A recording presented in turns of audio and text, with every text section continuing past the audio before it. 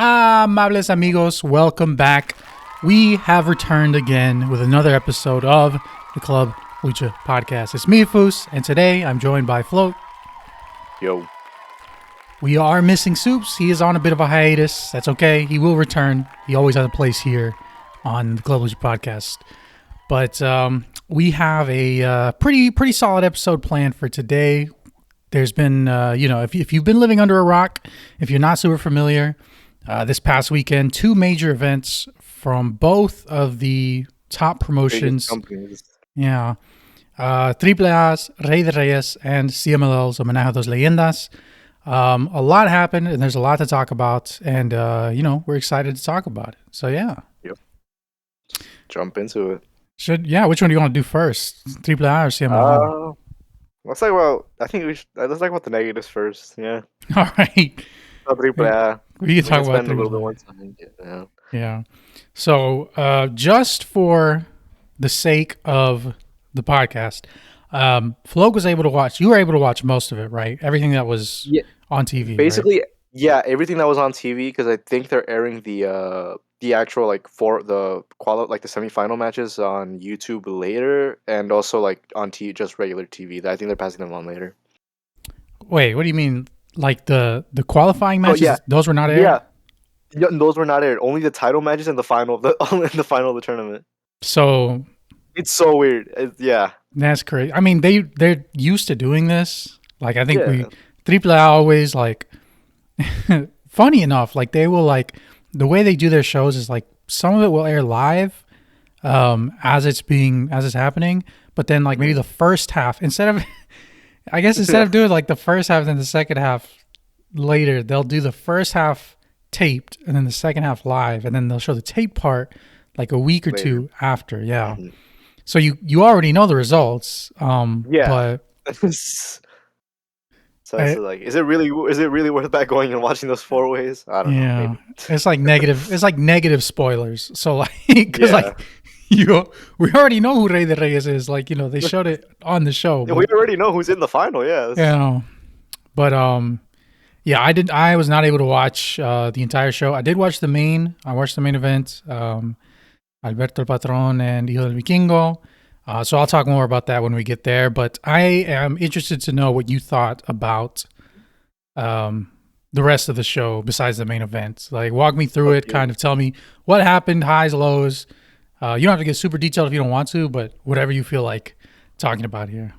I'll talk about what's I feel like was the most memorable of the show, of each match basically. So if I'm not mistaken,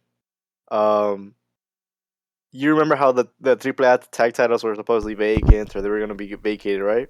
Yes.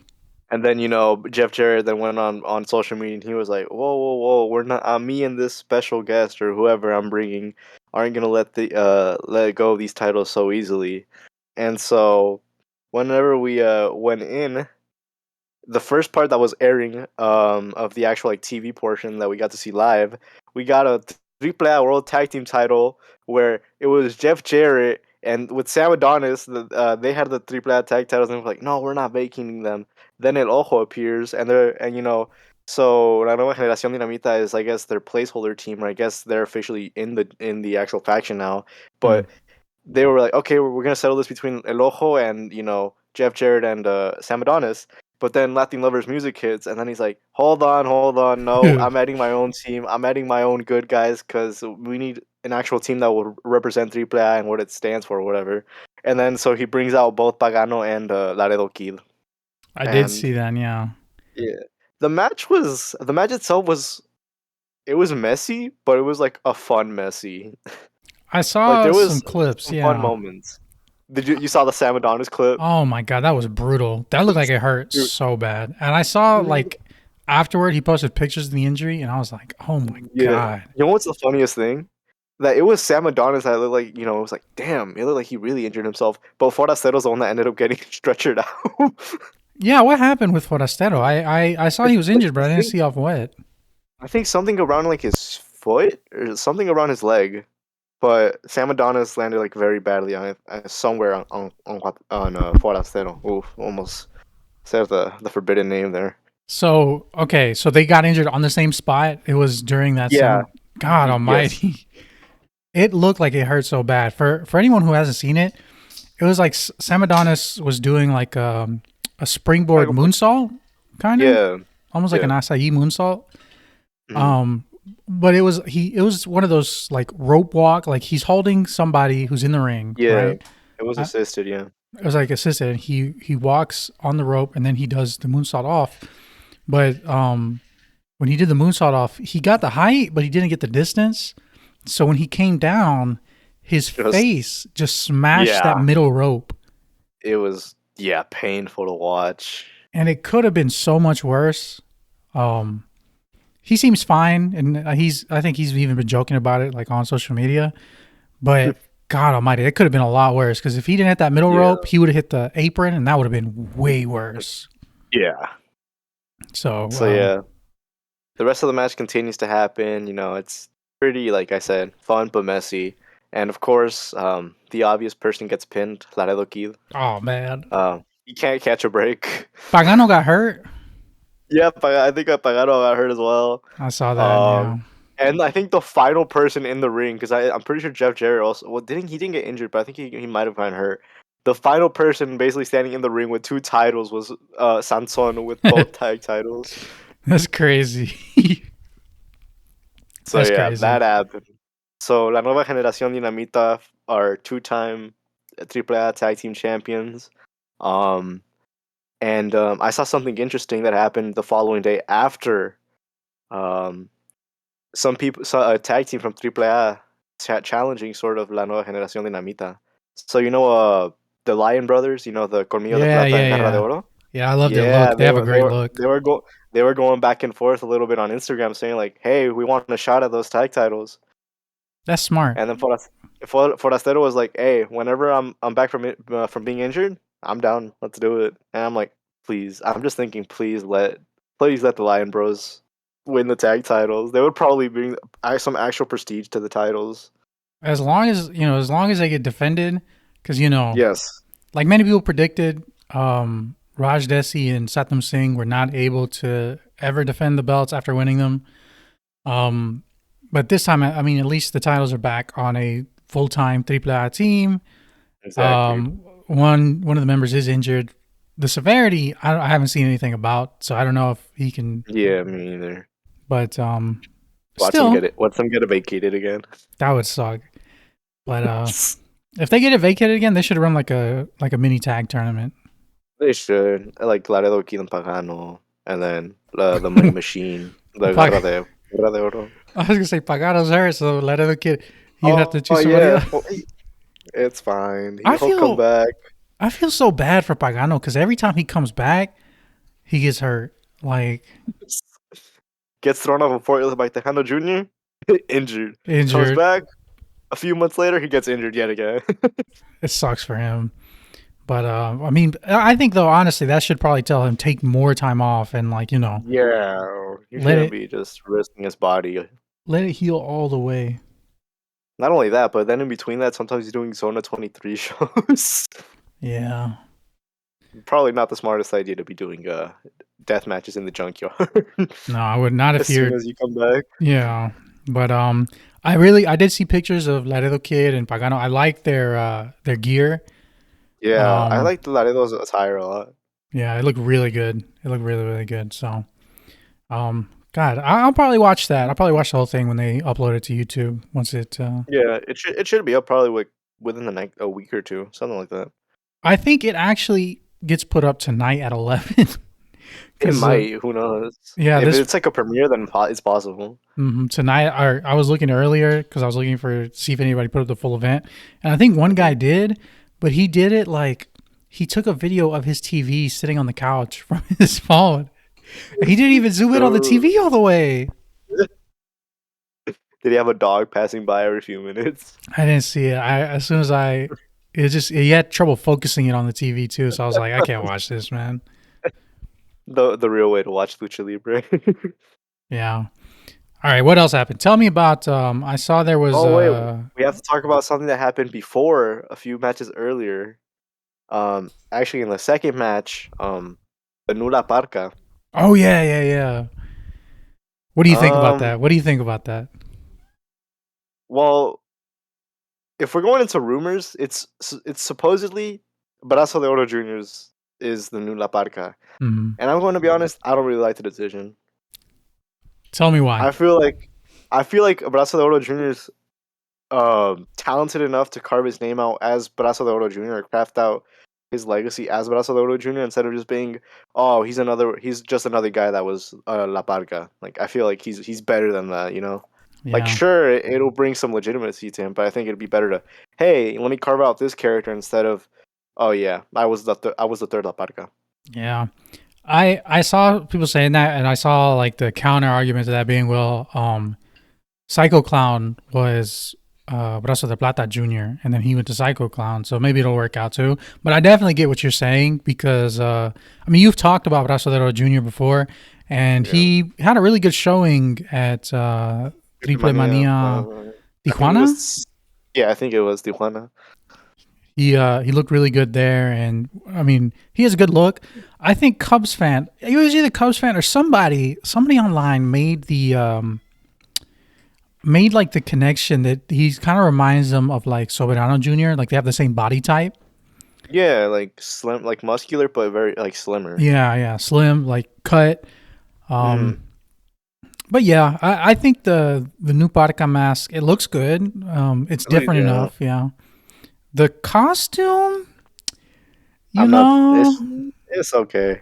yeah, it could use a little more details on it or something, or like it feels a little like rushed maybe. Like the mask looks Yeah, good, but it's like the mask looks a lot better than the rest of the gear. Um, yeah, 100%. and with the other podcasts, it was just I mean, it was literally just like skeletons. This one is like a little more Yep. stylized of a skeleton, but like too simple stylized. Yeah, it's way too simple. Like I look at some like Elliot Park has changed his like his part like his skeleton gear Yeah, quite a yeah, bit. Like he customizes it a lot now. But even then, I think that looks better than what they went for with this new design for yeah, the new La Parga. yeah. I'm not gonna be a complete hater. His little dance was awesome. Obviously, it looks like he really practiced on that. Good dancer. So, and If it's Brazo de Oro Junior, and good dance.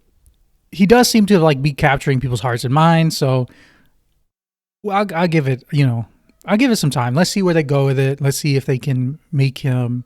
Let's see. I'm very curious as to how he will be presented, not only like on the card, but like how we know he's a very talented wrestler. If he's Brazo de Oro Jr., Yeah, how are they gonna comes in, have wins him? straight the Reyes immediately. Oh man, Run it back up I five more s- times. I saw there was a Dalis and Oh, that match was awful. Flamer versus Dalis for the Rey de yeah, Reinas championship was awful, I so heard it was bad, not good. Who dude. won? Dalis or Flamer? Flamer retained because Lady Shani finally returned, and she costed Dalis the match.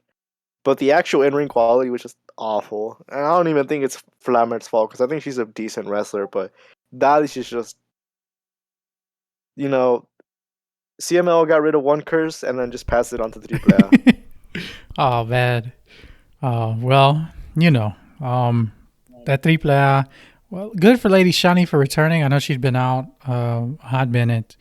Yeah, Um, but that triple A women's division is, beyond cooked. yeah. It's a desert. It's a We, desert. you know, the CML Amazonas is not the high. The best. Yeah, it's not the Yeah. best in the world or anything, but yeah, they have a few really good. I would say at least they have a few really good prospects who they seem to be like trying to work on, like they're getting them there.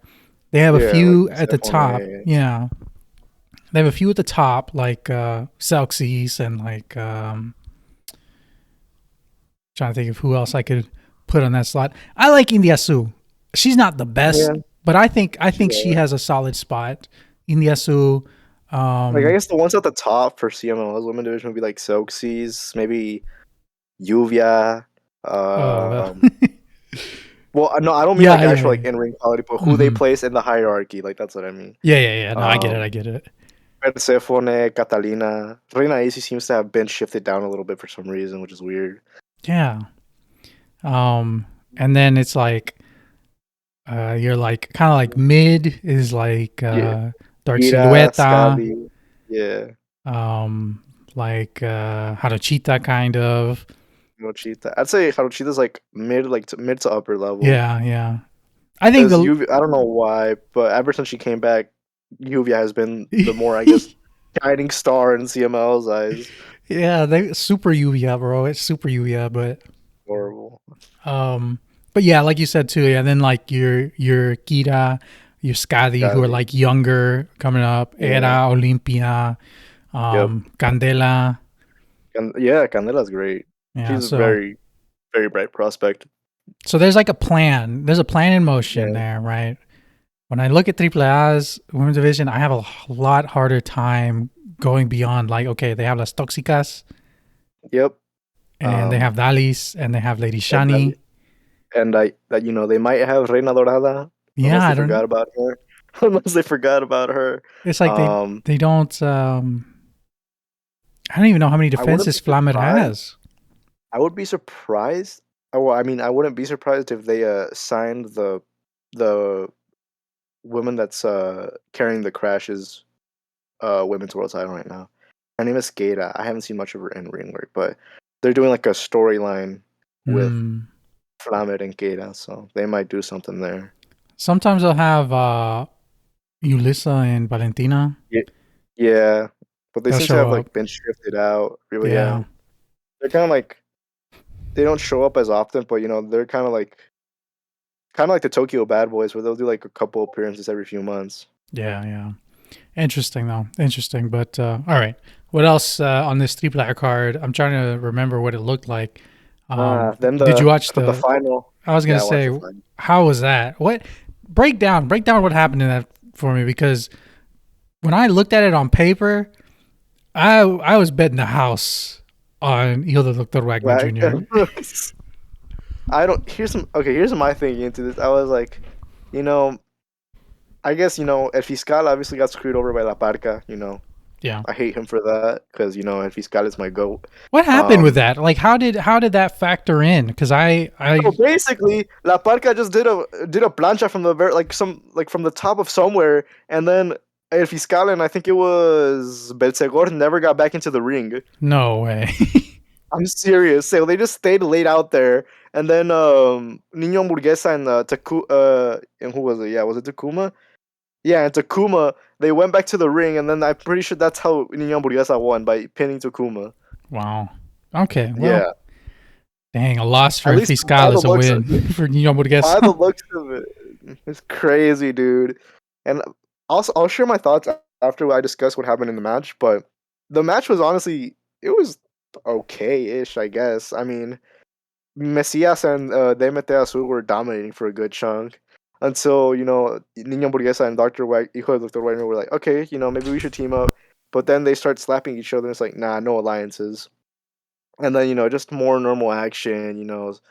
Some alright sequences, some obvious brawling on the outside.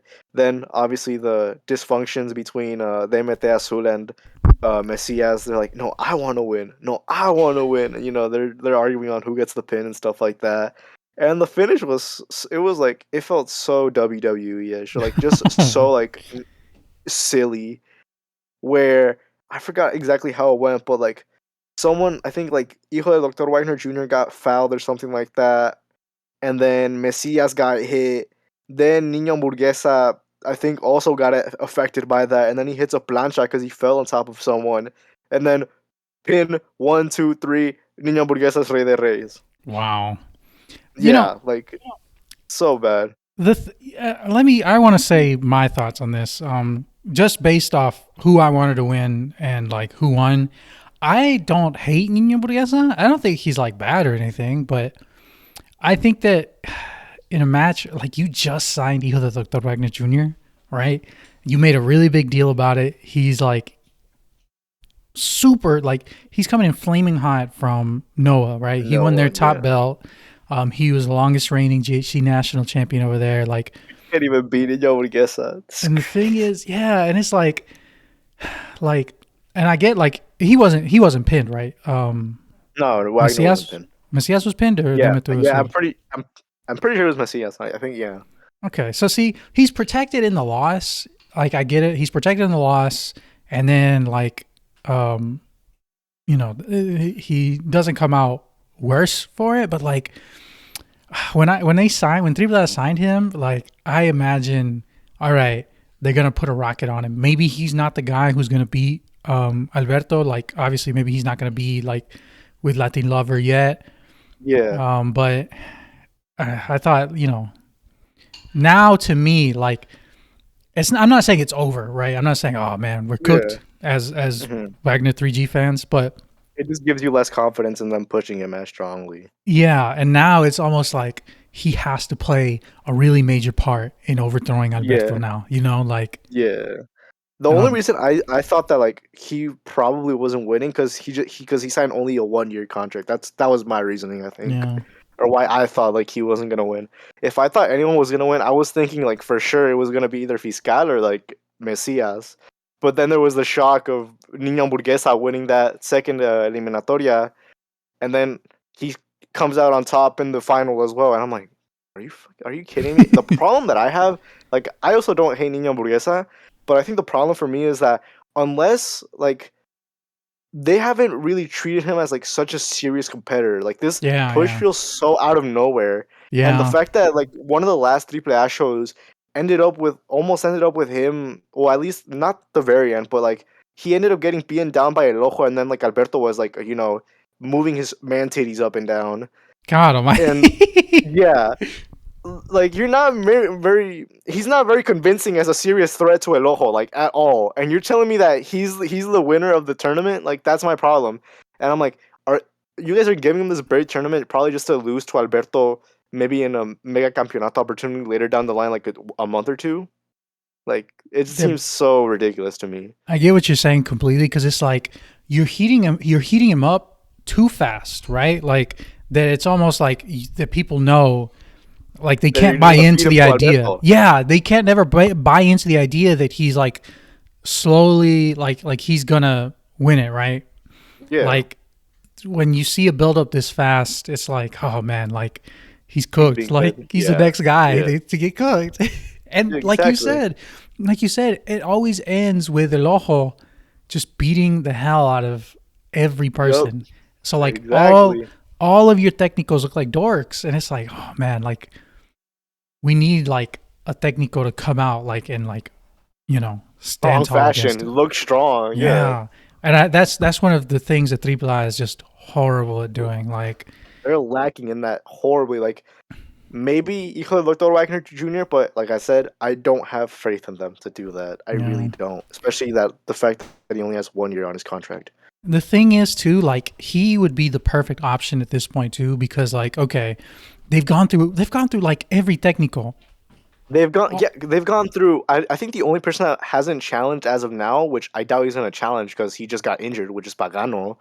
And so, like for example, Laredo Kid lost his opportunity already. Vikingo lost on this show.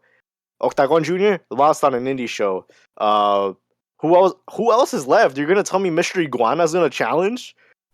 If Mr. Iguana won, dude, if he was the hero of AAA, that would go crazy, but they wouldn't do it. Exactly.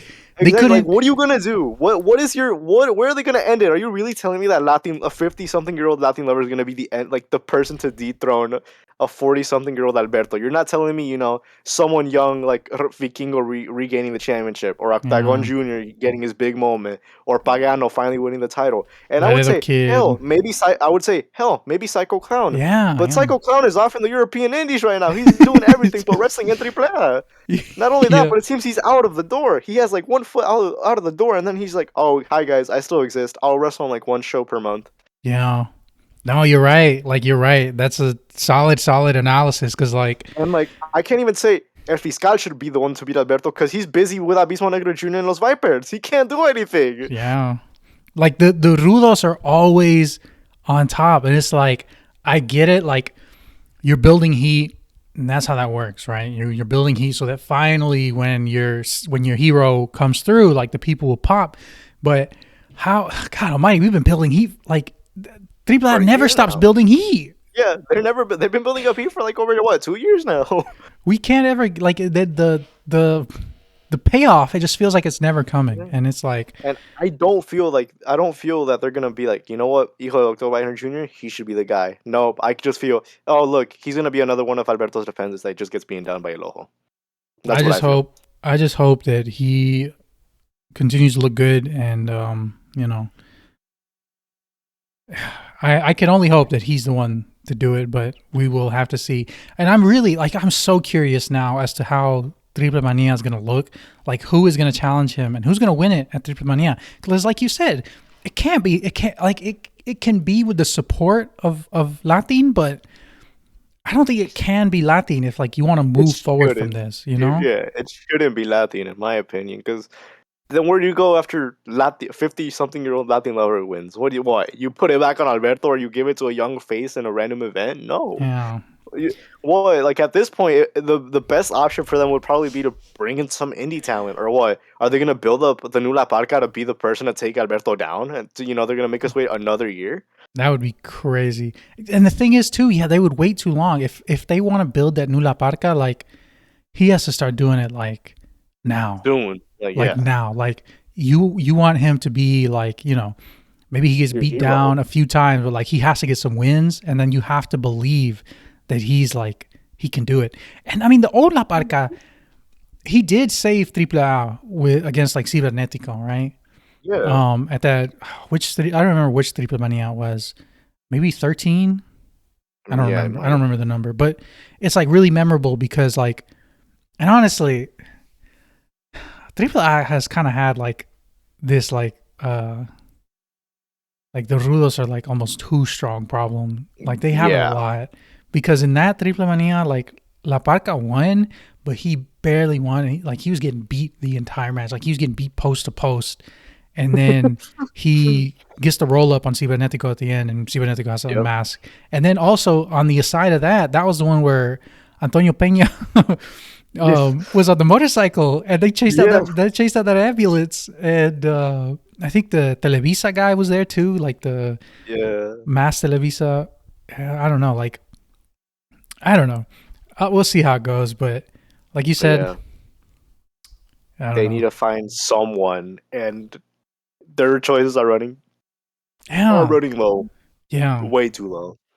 And if you're asking me, I would honestly say I would say the best option is give it to Wagner, and then he can drop it, I don't know, maybe a few months, give him like a 4-month reign, maybe 3 months, and then he can drop it to someone like Laredo Kid or like Octagon Jr., in my opinion. Yeah. Or, convince Psycho Clown, give him enough money to come back and finally win the Mega Campeonato. That he is long overdue. I was going to say there's 3 options. Wagner, Psycho, Parca.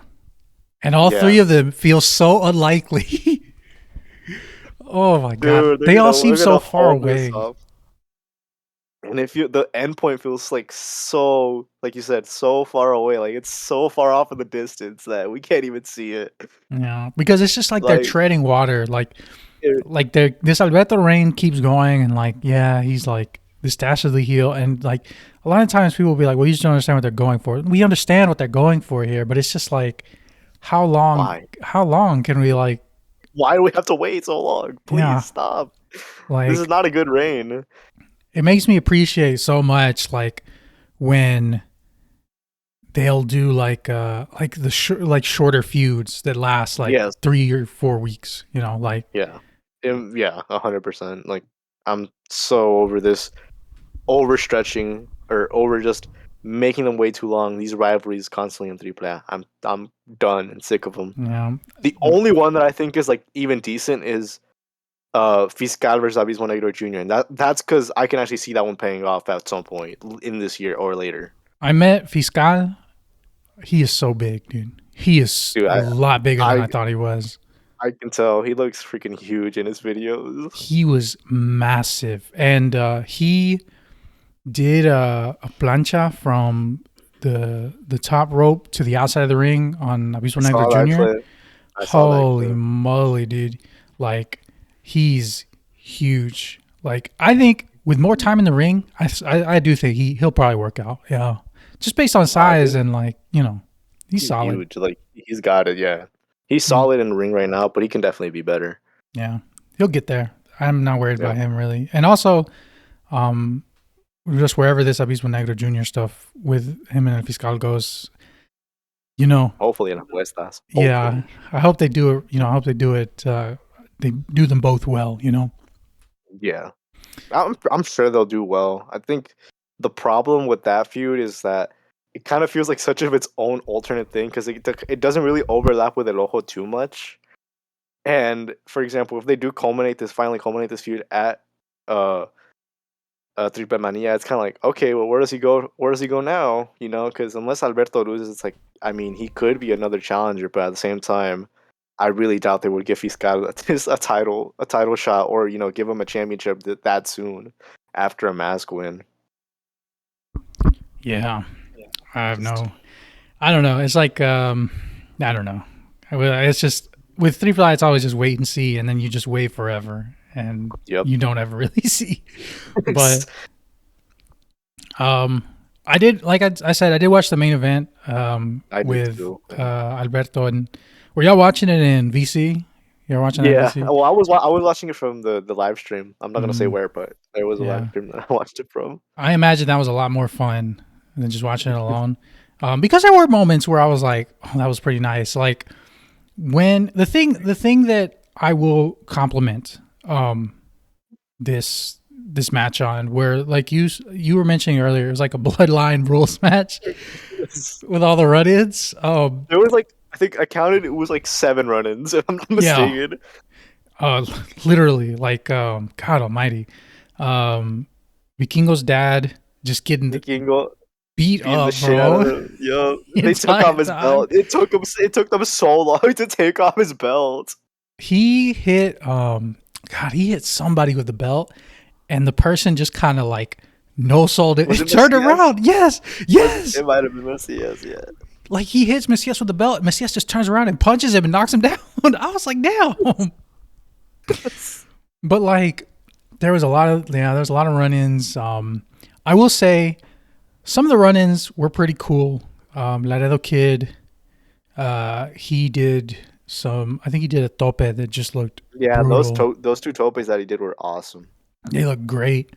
We were talking about the Niño Hamburguesa did a run-in, but literally he runs in, and as soon as he gets to Messias turns around and just punches him in the face and knocks him down. Knocks him down. And then we have to wait for 2 other people that are on Vikingo's side to help, and then Niño Hamburguesa gets a planchada on Messias. Yeah. So he needs to. He ultimately, he did come out. He did help out. Yeah, but I just thought it was so funny how it was like, get there, get punched in the face. Like, all right, man. Who else? Let me run down the people that ran in, because there's like 7 people here. I have it here. Okay. Laredo Kid, Niño Hamburguesa, Sansón, Hijo del Tirantes, Dorian, Latin Lover, and JBL. Yes. Those were the 7 run-ins in the fucking match. I literally forgot about JBL. He literally came out in the end, then because Latin was gonna smash Dorian with that guitar. He low blows him, and then he smashes Latin with the guitar. I was like, damn. Yeah, and then he just does a Larry, and he leaves. Like, what? That was it. That was all the involvement. I still don't really understand where they're going. I mean, I don't think they understand where they're going with JBL. I think they're just bringing him in because they're like, they remember JBL. Yeah. But and then Hijo del Tirantes did that fast count on Alberto. And then Vikingo just got cooked there at the end. So. Yep. The fucking table spot. Yeah. So many times they tried to set up the tables. I'm trying to think. There were some cool Vikingo moments. A few of them. Yeah. Just a few. Sansón kind of just. He beat up someone, and he just got his ass kicked. I was going to say, I don't remember much of what Sansón did. I remember he took a tope, though. I do remember that. Yeah, he took one from Laredo Kid. That was one of the... I think that was like the best one, too. Messias? I think he did most of the action, I can't lie. Yeah, I can't be down on Messias. Alberto in the match. Yeah. I can't really knock Messias on this one. There was a point last year, and maybe it was because of that Cibernetico match. Do you remember that? Where it was Yeah, like, the 6-man. yeah, that one I did not like very much. But now I don't know what has changed. Maybe it was just they didn't work, they didn't He's mesh out well here together carrying anymore. he's carrying the faction, dude. He's Yeah, out he here is. basically carrying the entire faction. He's doing all the dirty work. He's taking all the dives. He Like, really is. so shout out to Messias. Appreciate you, MVP of it all so far. MVP. MVP and oh wait, MVP until Pierrot Jr. fully joined. Oh yeah, Dorian had on that jacket. Oh yeah, that jacket was low-key kind of all right. It was hard. It Yeah, was kind of cool. I couldn't hate on Man, it. I was like, I wanted Jeff Jarrett to run it. yeah, I kind of expected that with the guitar, but it didn't really That show would be up. fun. That'd be fun to have a third random side who just foreigners that also don't like El Logo, but they don't like the AAA. The AAA guys with Latin. I mean, yeah, They're just here yeah. to fuck things. They're just here to fuck things up. That'd be a fun third faction. I can't lie. I mean, that's like it would be like the new Legión Extranjera. Exactly. They can just come in every once in a while, be like, you know what? We don't fuck with Alberto or Dorian. We're gonna beat them up, and then for they as just leave. for as much as we hate on those like late 2000s to 2010s AAA Legión Extranjera run-ins, right? They were a really good excuse to just get random people in at Yeah, just AAA, you bring know? them in. Make them do a random appearance, beat some people up. All right, they're never coming back. Yeah. Or they might come back like a few times, but after that, don't expect them to come back. You know, we can talk about like the long-term implications of that and how maybe like that wasn't the best thing to like, Yeah, cultivate your own people, but like at the end, it was pretty fun, you know? yeah. Like, at the end of the day, they bring somebody. I mean, God, Kenzo Suzuki, he got his hair shaved. That was crazy. Yeah. They brought in like Morishima and like Kenta. Yeah, they're AAA legends right there. That's crazy.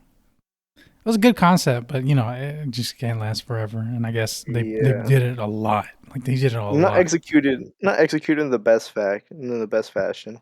Yeah, but Me personally, I'm still holding out for a Fresero Jr. signing to AEW.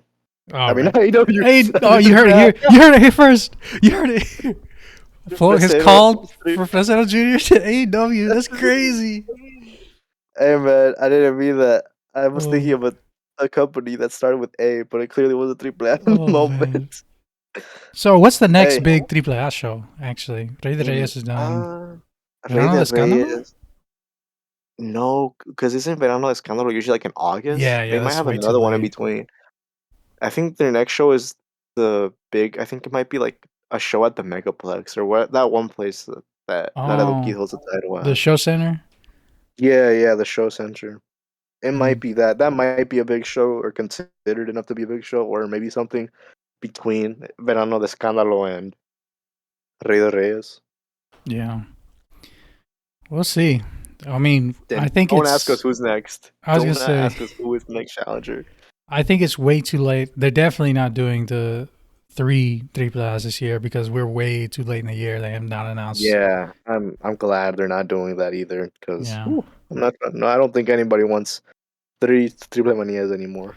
It's just because they instead of like each one like being distinct, they feel like it's like they stretch them all out. Yeah. They just feel like normal shows. That's all it feels like. It feels and it's like the only one that really matters was Ciudad de Mexico anyway. So like yeah. Tijuana might have had the best matches though. I mean, the best match of any Triple Mania last year was the Brazo de Oro Junior match. Yeah. Well, we'll see what's in the future for AAA. We'll keep an ear out and keep everybody posted. We're watching it, so you guys don't have to. We're covering it a lot more this year than last year, so. Ooh. Yeah, the thing is, the more things happen, the more we'll talk about it, right? But like if it just stays in a holding pattern, and obviously, Hijo de Dr. Wagner Jr. is in there now, so I have more of an interest in it regardless. Yeah. Because I want to see what he's doing. And Laredo Kid is champion again, so I have interest in seeing his defenses. Yeah. So like I will say at least the the template is like there for good matches. Yeah, it's like finding a diamond in the rough, basically. Yeah. You have to, but instead of diamonds, it's more like quartz. The main event scene. It's not that good. I was gonna say the main event scene is not. I don't think we're ever gonna get like the best. The best match of the night will never be in the main event scene for AAA right now. Yeah. Right now. Well, is with Alberto's champion 100%. Unless they push Abismo Negro Jr. versus Fiscal to the main event spot, don't even expect it to. Don't even expect a main event to be the best match ever on a big show. Yeah, but holding out hope. We'll see some of our favorites do some cool things that Barca will work out really well, and everybody in the card continues to maybe if we can get them to push a little more higher for this. Sign Fresero or sign a Hellboy. Actually, don't sign Hellboy. He's carrying IWRG this year. God, I haven't watched IWRG in a minute. And I should. Dude, they've had some pretty good matches lately. Some, not all of them, because they booked Van Haley's recently. I was gonna say you go, bro. They lost my goodwill from the first 2 months of the year with that. I'll go back and watch. I was actually watching because I watched Van Haley's match. No, I was watching Coliseo and the Tuesday show today. I was catching up on those. I watched the main event from the Coliseo show. They're pretty good. Yeah, it was fun, dude. Sarge Jr. getting nearly dropped on his head was crazy. I was gonna say that main event you're talking about at the end, the crowd was throwing money in the ring. They had to tell him to stop every single time. Yeah, so that's awesome. You want to talk about them now? Those leyendas? Yeah, let's talk about them and let's leyendas. All right, so just starting from the top, first match. The best part of that entire match was that finishing move that Los Gemelos Diablos, or that one move that Los Gemelos Diablos and Akuma were doing with the what do they call it? Las bestias del diablo, I think. Yeah, I thought they had like a name for the move where they they run down the ramp and then one of Los Gemelos Diablos has his feet up and they kind of do like almost like they grab the top rope and they almost do like a full front flip and splash onto the opponents in the middle. They said it. I think they said it, but I don't remember what they said it was called, or maybe they didn't and I'm just tripping. But when that happened, at first I was like, okay, we're warming up, we're moving a little slow, but then that happened and I was like, okay, I'm in on this match. I like that a lot. And then it kind of ended after that, but I really, really loved their masks, their walkout. Dude, they looked crazy. Even them was reposted his Akuma's mask on Twitter. It looks so good. I was like, they wore him again on Tuesday, actually. Yeah. They wore out the entire gear again on Tuesday, and I was like, keep doing that. That it makes them stand out and it makes them look really good. So yeah, I'm glad Los Gemelos Diablo finally found a spot, like a good mid card spot in CML. Like they finally became, I wouldn't call them maybe the good or even great wrestlers, but they're definitely competent wrestlers now. Mm-hmm. They have a slot. A lot of people just have a slot where they fit in. And I think with Akuma, yeah. Like compared to whenever they were with Sagrado or whenever Akuma was with Dark Magic and Espanto Jr., I feel like both of them having people from their old faction drop was definitely beneficial for them in the long term. The split was really good, for both of them. Unfortunately, either has to deal with the consequences now. Neither has to carry now, but the women's match, the women's tag match. That was rough. Oh, yeah, Super Lluvia. Dude, what's crazy? I think I did maybe 4 tweets about Homenaje a los Leyendas that night, and the one that was the most was Lluvia fucking sucks, LOL. that was the most tweet, and I got 20 likes. I'm like, well, I'm glad I'm not the only one that thinks this. Yeah, I'll say this: Lluvia is just booked way too strong, bro. You know how people complain about Último Guerrero over pushing himself supposedly on Facebook? They should be saying that, but to Lluvia, not Último Guerrero. Ultimo Guerrero loses all the time. Lluvia, I don't even know when's the last time she's even been pinned. Even when she's pinned, she kicks out at 3.1. Exactly. It's always she kicks out at 3.1, or whenever she has a singles match and she has to be booked to lose. She has this same strategy where she just like does like the shittiest dominating sequence, and she'll like trap her opponent in the corner, just do like the most boring shit, and then she'll just argue with the ref until she has to be made to lose. That's her whole formula for singles matches. God almighty, yeah. She's just pushed way too strong. And the thing is, I She don't has think, 3 championships. yeah, I don't think she's the worst wrestler in the world or anything, but I just think she's like, her booking doesn't lend her any favors, you know, like Oh yeah. people would have a lot more goodwill if, you know, she looked a lot more vulnerable at times instead of, you know, just always, because even when she's like getting beat, it's not like she's ever like getting dominated, you know? Exactly. Oh my god, the Crash just dropped the craziest match of all time. Well, not the craziest match of all time, but they dropped the crazy ass match right now. What are they running? They dropped for their, I think their next show on 11th of April. They're running Bandido and Rey Horus versus Los Golpeadores. Bandido? Really? Bandido and Rey Horus versus Los Golpeadores. Oh my god, that could be really good. Whoa, wait a minute. You know what's crazy? There's a one match above it. What is it? Guess who's in? Guess who's in it? Guess. DMT Azul. No. Wait. No. Actually, he might be. He might be, but no, it's a cage match. El Negocio Tramado, Fresero Jr., Demonio Infernal, Trama 1, Trama 2, versus Rey Escorpión Deluxe, Pierrot, and Luchador Sorpresa. Interesting. I would put the Bandido Golpeadores and Rey Horus above. I would as well. That's probably gonna be really, really most good. People would.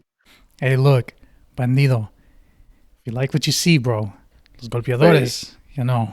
Yeah, yeah, that's right. Get them to Dragon Gate. Get them back to Dragon Gate. Get them some big opportunities, bro, because they're really good. I saw Dragonbane couldn't make it to the show I went to, but Alpha Wolf was there. And they ran like the Mucha Lucha Atlanta has like a heel faction, kind of like El Ojo, but they were there before El Ojo. I thought you were gonna say El Negocio Tramado. No, it's like a dominant heel faction that is backed up by the owner, but they're Puerto Rican, so it's like so they're like Los Boricuas, kind of. Yeah, kind of, yeah. And they're always like, because the crowd is a lot of Mexicans, and they're always like playing up Mexico sucks, Puerto Rico rules. Yeah. And the owner is Mexican, but like he's also like Mexico sucks, Puerto Rico rules. Like he's like Pierrot. Oh.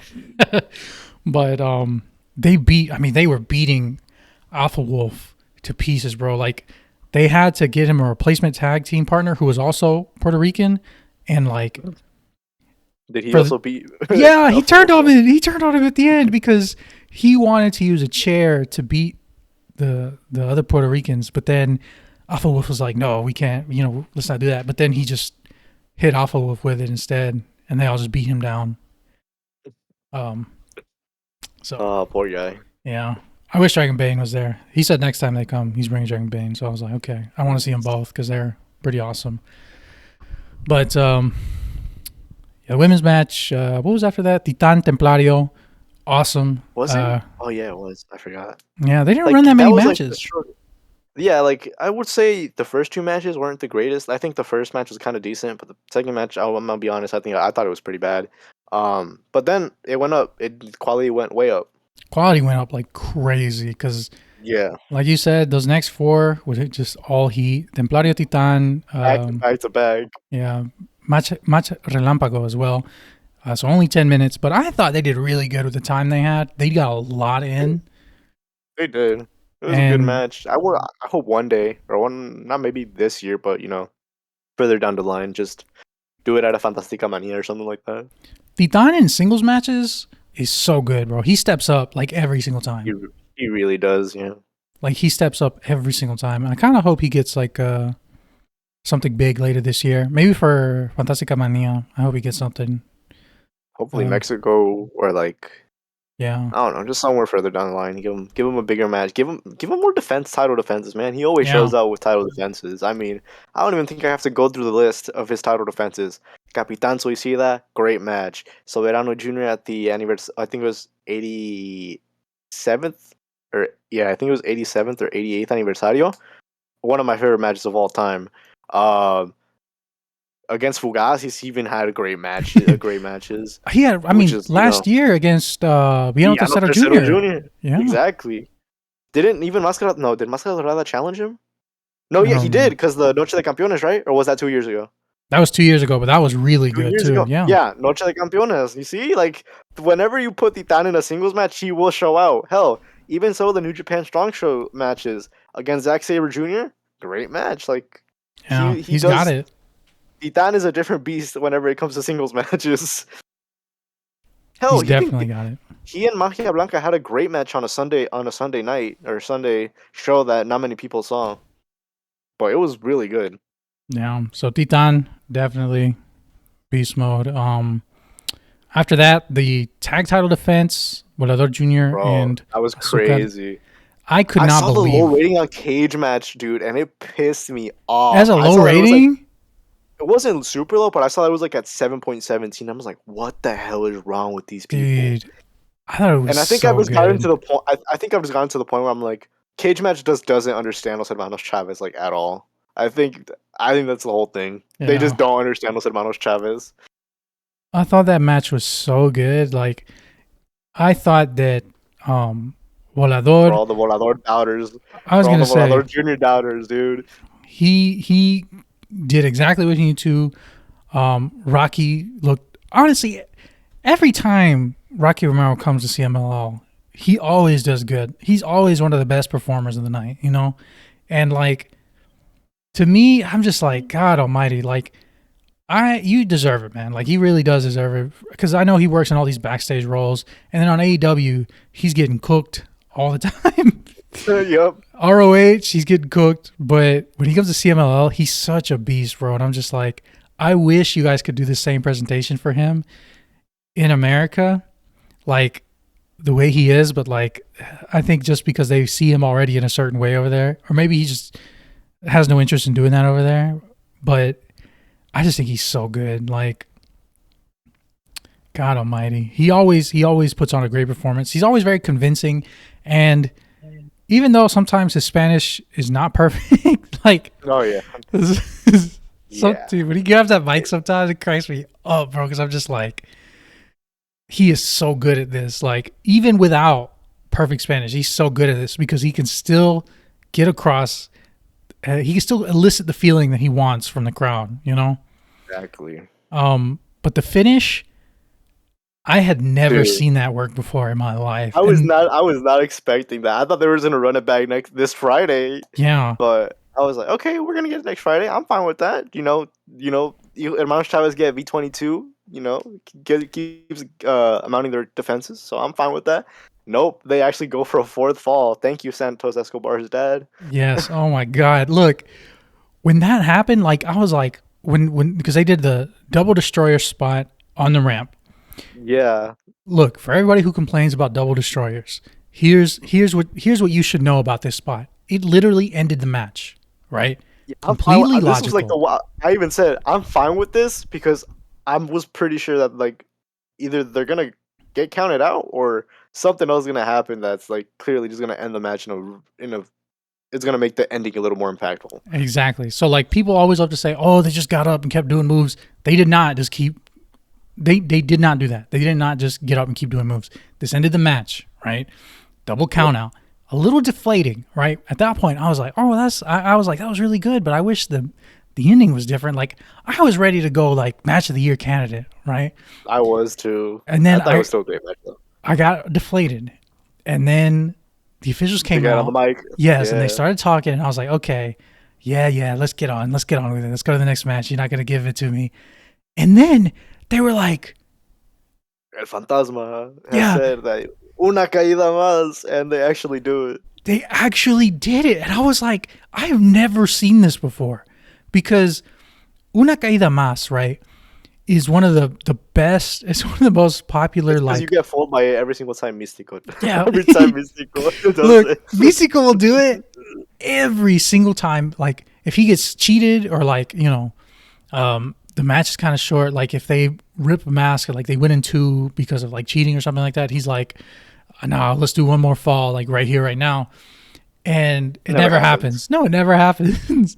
And it's like a lot of people do that too, right? Like other people will say "una caída más," and they never do it, never. And then this time they were like, "Okay, do it." And then immediately after that, they do the what was it like the double a caballo spot. Yeah, And dude. then I thought they were almost gonna lose there. I can't lie. they do that, and then obviously our champs get out of it, and they put them in their double submission, and that was it. And that's all it needed to be. I will say my one complaint: they should have restarted it a little sooner.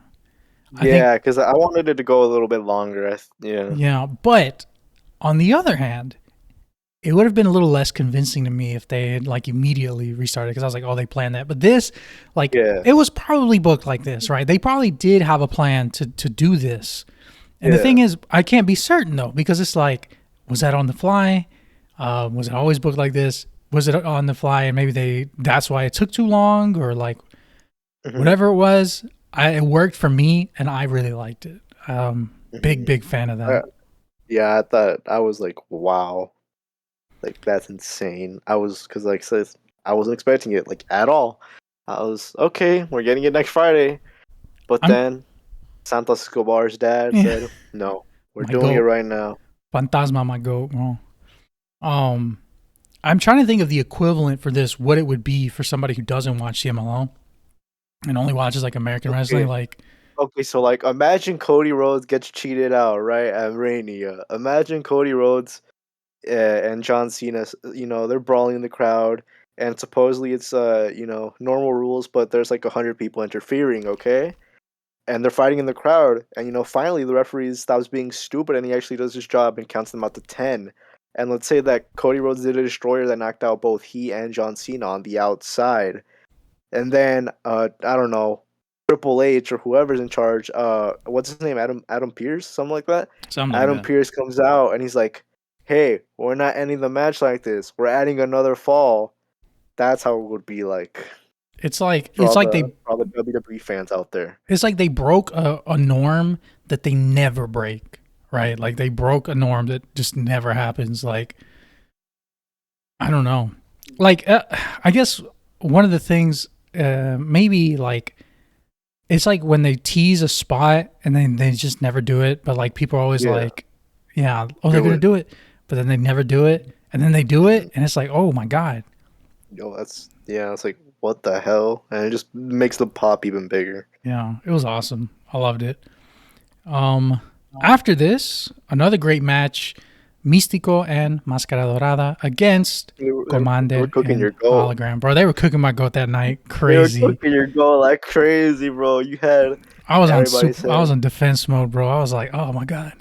My goat. Nefuz was out here in the war in the Facebook comment sections. Look, I was in Potro de Acero's comments like, shut the hell up, brother. No, but that match was really, really good. Místico was, I will say, he was at least a step behind everybody else. He was hurt. It did come out he was hurt. I don't want to say that's like the excuse or whatever, but I also, while watching it, I also do realize everyone else in that ring was like 20 years younger than Místico. Almost 20. Not almost exactly 20, but like, 15. Is what, like 40 something? 41? 41, 42. And then Commander is 26.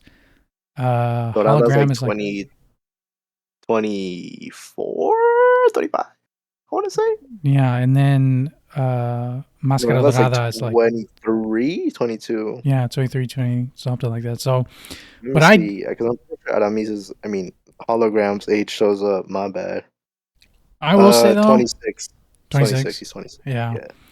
I will say though, I don't think it dragged down the match as much as I think other people are saying it dragged it down, because I still think they put on unbelievable, like some of the stuff they were doing. And I was very, very happy. And a lot of people, I will say this, a lot of people got shut up because they were like, oh, these two nobodies, Hologram and Commander, who were not a big deal before, who are now being presented as a big deal. Like, they were really adamant about that when they were announced. They were like, oh, these guys are nobodies, right? They went out there and they put on like a career performance. Like, a lot of the hologram spots that he was doing here with Máscara Dorada, I think he probably looked the best he has ever looked. In that, a lot of those spots came out a lot faster and a lot more smoothly because I think of the skill level of Máscara Dorada and hologram. Like, they're both really, really good. Sometimes on AEW with opponents who are not like the Beast Mortos or like Dralistico or like a Lucha guy, I think he has to go a little slower because maybe they're not used to some of these things, like some of these moves in the ring. And the one that comes to mind, the one that comes to mind is the one where he's in the corner, right? And he's slipping through the ropes, kind of like dodging their stuff. Sometimes on AEW that looks so slow, but when he did that against Máscara Dorada on this show, they were both like, I mean, clockwork. It looked fantastic. And obviously the big viral moment that I've seen a lot of videos of was Commander doing his rope walk, and then the dive. Yeah, that's funny because if you look at the moment that went trending in like for the USA crowds, it was the Commander spot. But if you looked at what actually was trending in like Mexico, it was the fucking La Parca clip. That's what was trending. Yeah, that's crazy, yeah. But and then Hologram did that Spanish fly off the apron too.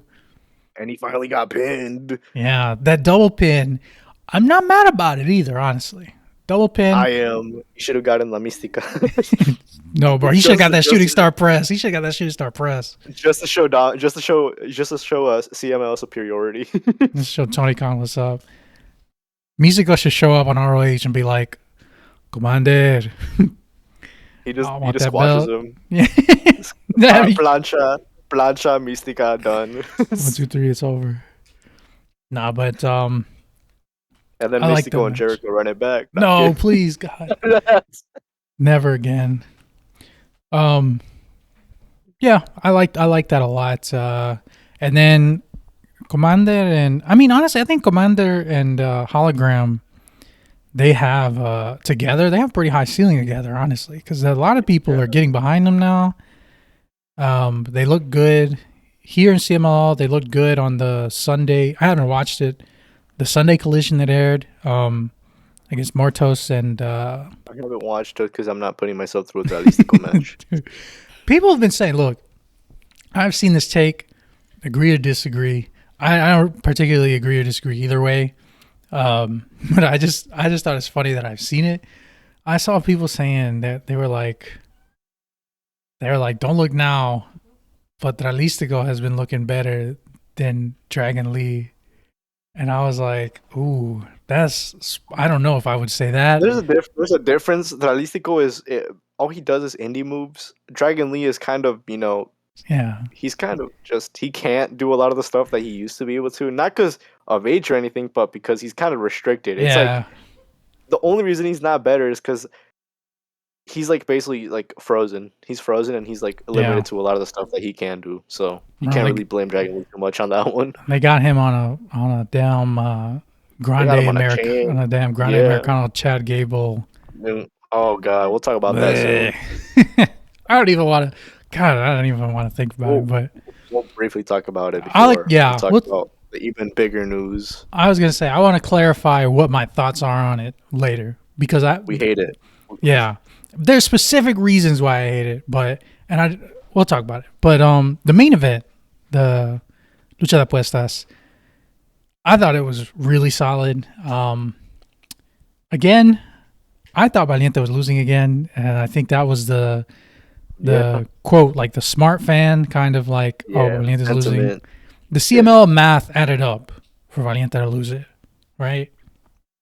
I honestly thought it was either gonna be him or Sandokan, unfortunately, because leading up to the match, Sandokan was winning all the Sandokan had gone 3-0 in all the matches lanzados Dude, against the other three people, and then he won the 4-way in Arena Puebla. I'm like, bro, oh my god, this guy might be cooked. I was that is, like, he dude, just went beast mode, bro. He just literally went 3-0, won, won that, and then won the mask. Oh my god. I was like, dude, he might be cooked. There was that one headbutt spot. I thought that was awesome. Dude, yeah. Um, You there was remember the person that commented where he was like, "Oh, puro atletismo" or something like that on the fucking yeah. headbutt on the headbutt spot. I was like, what are we talking about here, bro? This is passion. This is hate right here. These boys. It's like pure athleticism, and it's just two dudes headbutting each other in the clip. Yeah, man, athleticism, definitely. I think too. I think it hits for us a lot more too because we've watched this feud from the beginning. Yeah, When Star Junior and Sandokan started going at each other. God, when did they start? 2024, early 2024. yeah. It was basically like it had basically been a year since the feud had started, or quote unquote. They initially were like, "Hey, I hate you. I also hate you." Because they were intense. I mean, it was really, really Yeah, intense. because they had that one Tuesday match where Sandokan appeared on Informa, and he was like, he's like, si te gano, quiero ese duelo de máscaras. And then he was like, el 91 aniversario, máscara contra máscara. And then he slapped him in the Yeah, Informa yeah, yeah, episode. yeah. That was beast. And honestly, I don't think Sandokan would have been hurt by losing his mask either because he's His still whole family had kind of gotten used to the whole. yeah, and like he's very charismatic. It would have probably gotten him more points. Yeah, But I mean, hey, it's just a bigger payday, I guess. If he ever loses it, that's true. it's going to be a more high profile event. The more he wins, the more it'll mean when he loses. That's true. But we were talking about this too, like, and you know what? It's funny. It's so funny when we get proven right time and time again, because people love to say, "Oh, CML only cares for the old veterans, all this stuff." How old is Sandokan Jr.? Like 25, 26. Young, bro. Really, really young. And they gave him a mask win on one of the biggest shows of the year, the second biggest show of the year. Yeah, arguably their second biggest show, yeah. And on top of that, it's not like he's been in CMLL for like 10 years, right? Mm-hmm. He has risen Yeah, no, he's very high. Like he's risen very high very quickly. like 2022, I think. 2022, 2023. Yeah. 2022, he was still doing like Guadalajara, but he was also working a lot of Guadalajara indies, if I'm not mistaken. So they're obviously like behind him in at least one way, right? I mean, look at all the upcoming shows. He is basically in almost every main event. Friday show, all of El Galeon Fantasma is on the main event. Saturday, he's also in the main event. Sunday, So I don't think they revealed the Sunday card, but I I was gonna wouldn't be say, surprised if they either let him rest or he's in the main event. I don't want to hear CMLL only pushes old guys. I don't want to hear that. Right I don't now, want to hear it because some of the old guys that they push, like Ultimo Guerrero and Stuka, whenever they're in the main event, they're are always good. entertaining. So Yeah, they're good. I mean, obviously, occasionally we'll get the Atlantis main event on like a Tuesday, right, or a Saturday, but I mean, it's a Tuesday and a Saturday, and he's like their most loyal, like longest tenured, most loyal guy. Yeah, they're gonna give him, Sure. they're gonna put him on those shows every once and then, because look, believe it or not, some people still really like Atlantis, right? Yep. What Jose being one of them. what I'm excited for is Hijo de Atlantis. Whenever he debuts in Arena Mexico. Probably July. I would imagine July, because I think that's when Atlantis' aniversario is as a wrestler. Yeah.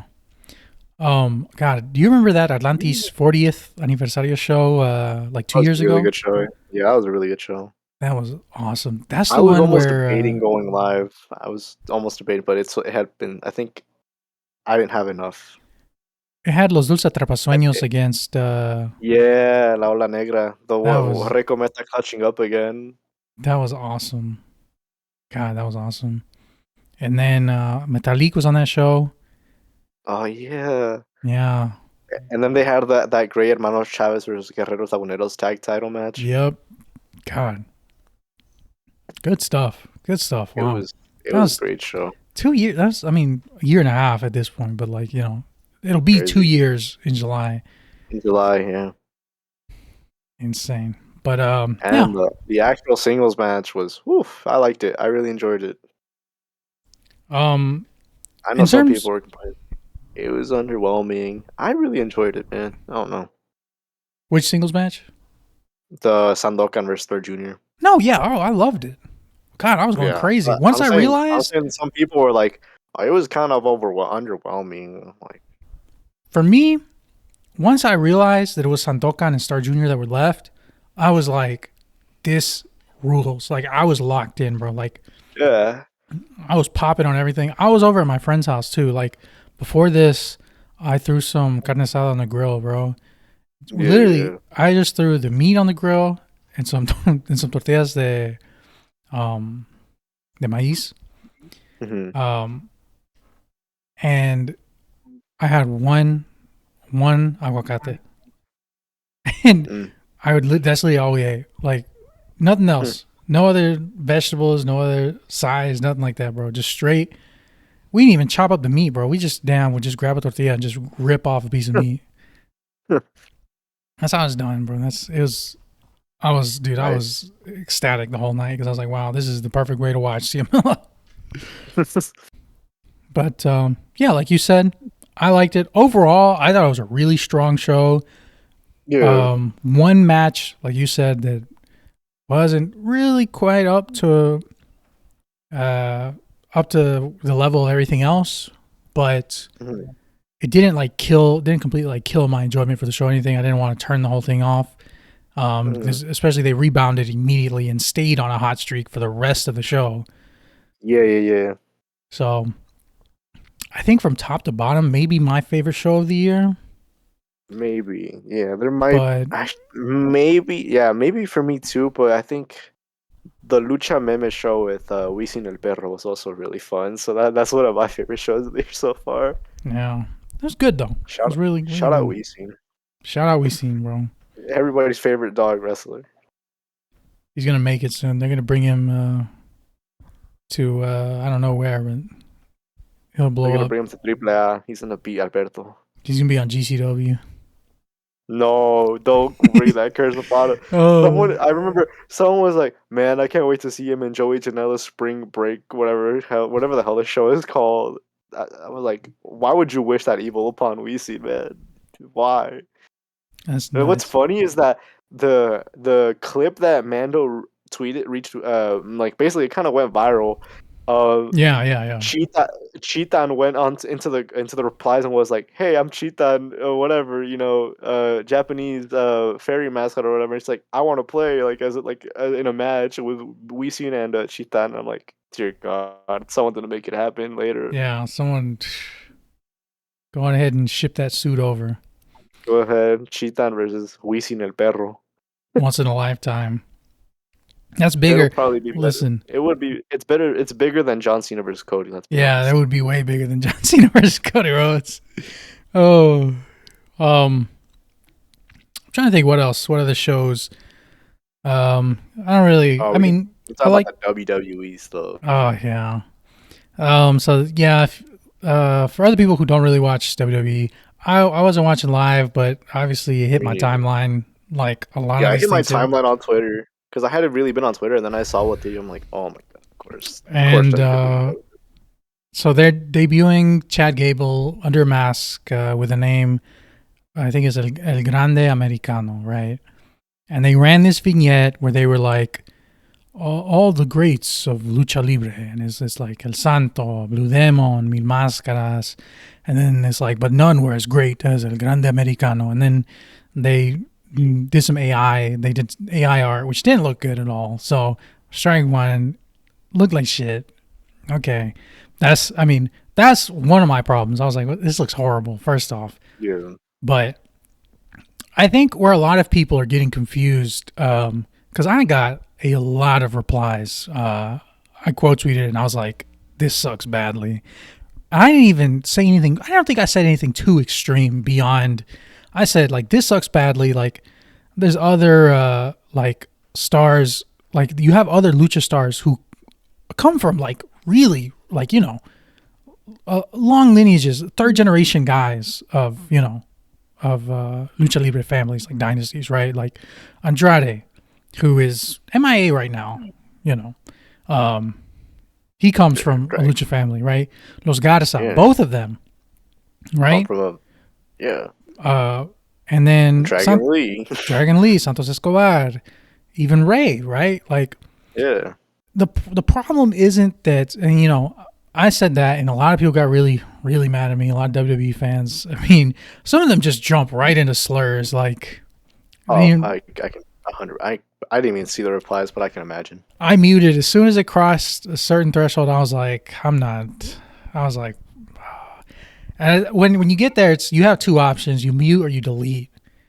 Yeah. I'm not deleting. I don't care how many people call me slurs. I'm not deleting something. I'm gonna stand on it, right?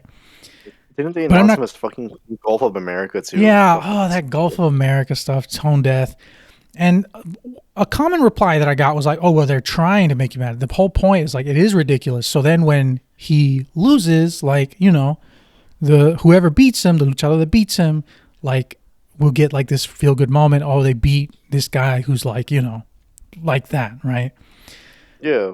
But the problem is, Chad Gable's not even that big of a star. And my other problem is, okay, this whole storyline starts, right, from what I can gather, from what I'm gathering, right? The storyline starts because Dragon Lee already beat Chad Gable, right? The luchadors keep beating Chad Gable. So he went on a journey to learn the arts of lucha libre, and then he comes back and all this.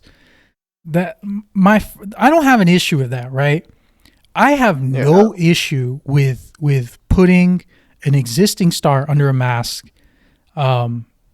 You know, they don't have to be Mexican, right? Anyone can wear a mask. It's not a prerequisite. Wear a mask. Who? Love Machine. Yeah, and that's the thing. There are multiple guys who are not Mexican, who are like American, Canadian, Japanese, from all over the world, right? Who come to Mexico and like they'll put on a mask, like you said. Love Machine, he was like, I mean, he was massive, right? His matches with Blue Panther, like, you know, people still talk about those. Owen Hart, right? Blue Blazer, right? When he was Stephanie Baker's favorite wrestler. Pegasus Kid. Pegasus Kid. Pegasus Kid went and lost. He was in UWA. He came back to UWA after he lost his mask too, against Villano Tercero. Like, I don't know what happened to him after that, but you know. Yeah, who knows? But you know, but the problem isn't that they put this guy in their mask and now they're you know, he's like this luchador now. That's not a problem, you know. I think is the way that WWE presented him like such like feeling like a right wing horrible, just almost like borderline racist. I don't even think borderline racist, like actually just racist representation of it. Like it just didn't feel. And the thing is, and this is also just another thing I don't. It felt so, like you said, tongue in cheek. Oh, we're supposed to be laughing at him. All that stuff. Yeah, I get it. Okay, I understand how satire works. I understand how all of this works, right? It's just not, you know, wink, wink, nudge, nudge. I don't like that much, honestly. Like, and someone, I'm sure someone in the replies probably pointed out, oh, well, you like Harley Graham and, you know, why is it okay when she does it, but not okay when Chad? Those are two different things, right? Harley Graham, we obviously know. Will be taken seriously. Yeah. Not only that, but she's not even like wrestling. I think she's wrestled once under the Harley Graham gimmick. Yeah, and they ripped her mask off. Thunder Rosa ripped it off. Exactly. And then also, I did see some people complaining. They were like, oh, he ripped off Dragon Lee's mask. That was the coolest thing he did, honestly. If they played it straight, to me, I think the best way they could have done it, right, was actually show Chad, instead of like doing this wink, wink, nudge, nudge, joke, joke, actually show Chad Gable training with luchadores. They don't have to be named, right? You can just be like, he went to Mexico. You could go to IWR. You could go to Arena Naucalpan and just train with them, okay? You can go that's to all you have to do. any gym in Mexico, any gym in America, really, and just get guys in masks. You can like create, these fake masks for them, whatever. But really lean into it. Like, yeah, Chad Gable learned a lot of these lucha maneuvers while he was training, right? And now he's El Grande Americano. Play it straight. He comes out and he faces Dragon Lee. He does all these new things. And maybe you can still have him rip off the mask, right? That's one of the best things a Rudo can do, right? Exactly. That's one of the best things a Rudo can do to really show the hate, right? I have no problem with the mask ripping. I love when a mask gets ripped or a mask gets pulled off. That is my shit, right? I have no problem with Chad Gable doing any of that. I just don't like any of the presentation or the road that is being taken to get to the destination of because obviously this ends, this ends in one way, and it ends with Dragon Lee standing victorious over Chad Gable, like with his mask, with Chad Gable's Grande Americano mask, right? Mm-hmm. But it's just like the journey to get there is just not it for me.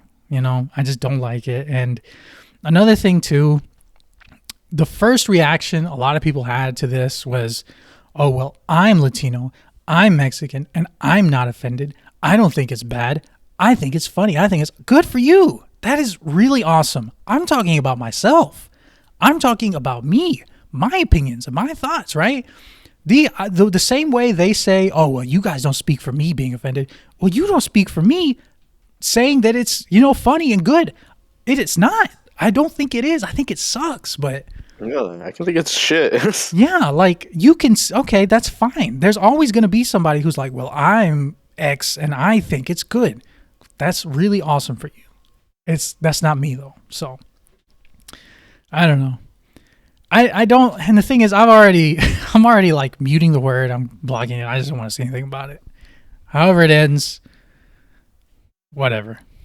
It's not a storyline that I'm really like, the Penta stuff. And the thing that's unfortunately, like, sorry, I keep interrupting you and like jumping in there, but No, you're good. What they have Penta doing right now, like, yeah, that's fine with me. Like, I think that's pretty good too, honestly. Yeah, like he's in there with Braun Breaker, and I think they're doing like a 4-way Intercontinental match at WrestleMania, maybe. That's fine. Yeah, like that's cool. That's whatever they have Phoenix do when he debuts. I'm sure if they just play it straight, like it'll probably be good. Mm-hmm. A lot of the time, though, it's like they always, and it's like, yeah, I get what they're trying to do. I just don't think it's very good. So, yeah. Anyway, that's all I have to say about that. Do you have any other thoughts on it? No, like I think you pretty much reached it. Yeah, you hit the points that should have been hit. Because a lot of people think it's like, oh, well, you're just offended by everything. It's not that I'm offended. I just think it's like sucks. Like yeah.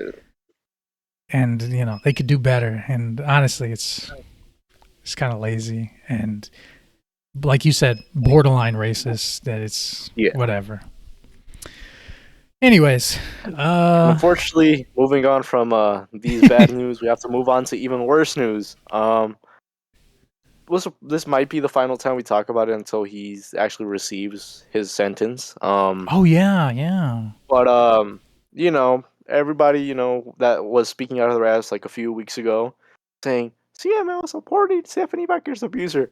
Actually, he's out of prison now. So yeah, Cuatrero is now, he's not a free man. He's not a free man. Yeah, he's not in jail. He just hasn't gotten a sentence, but yeah, he's definitely gonna get punished in some way. Yeah, and that's about all we know. I've seen a lot of people being like. Something that is kind of disheartening about the entire thing is I see a lot of people being like, oh, well, this proves that Stephanie Becker was lying. No, it doesn't. No, it does not. Her, like, it makes me really disappointed because it's like very prominent in like the lucha like fandom. I see it in a lot of Yeah. people's comment sections. They're like saying, "Oh, Cuatrero's innocent. I'm with Cuatrero." All this stuff.